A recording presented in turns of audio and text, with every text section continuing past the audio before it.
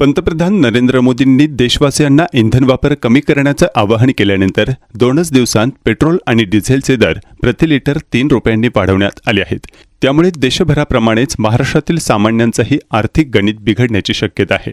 दुसरीकडे नीट परीक्षा पेपरफूट प्रकरणात पुण्यातून आणखी एक महिलेला अटक करण्यात आली असून नीट पेपर लीक प्रकरणाचं पुणे-नाशिक कनेक्शन ठळकपणे समोर येऊ लागलं आहे।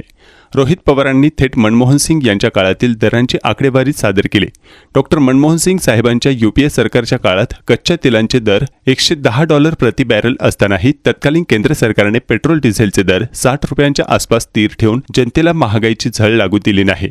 पण 2014 नंतर भाजप सरकार आल्यापासून कच्च्या तेलाचे दर $110 प्रति बॅरलवरून सरासरी $60 प्रति बॅरलपर्यंत खाली आलेले असतानाही देशांतर्गत पेट्रोल डिझेलचे दर 60 रुपयावरून निम्म्याने कमी करण्याच्या ऐवजी उलट करांमध्ये 9 रुपयांवरून 32 रुपये वाढ करून केंद्र सरकारने ते 90 रुपये प्रति लिटरच्या आसपास नेऊन ठेवले आणि सामान्य जनतेच्या खिशावर अक्षरशः 10 लाख कोटी रुपयांचा डल्ला मारला।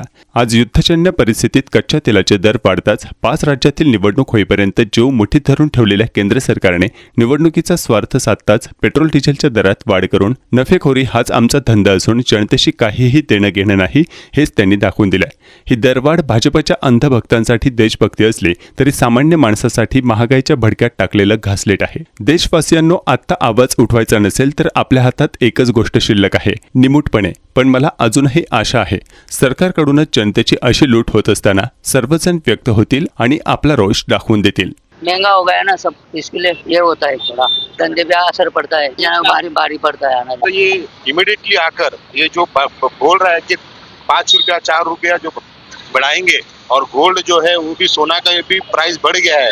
ये जो सरकार है ये सही सरकार नहीं है और इसके लिए पब्लिक को एक आंदोलन करना चाहिए, एक मोर्चा निकाल कर इसको एक जंग के सर एक यूथ को भी मैं यही रिक्वेस्ट करता हूँ कि एक जंग से लड़ना चाहिए और ये सरकार ठीक नहीं है, ये मैं बोलना चाहता हूँ।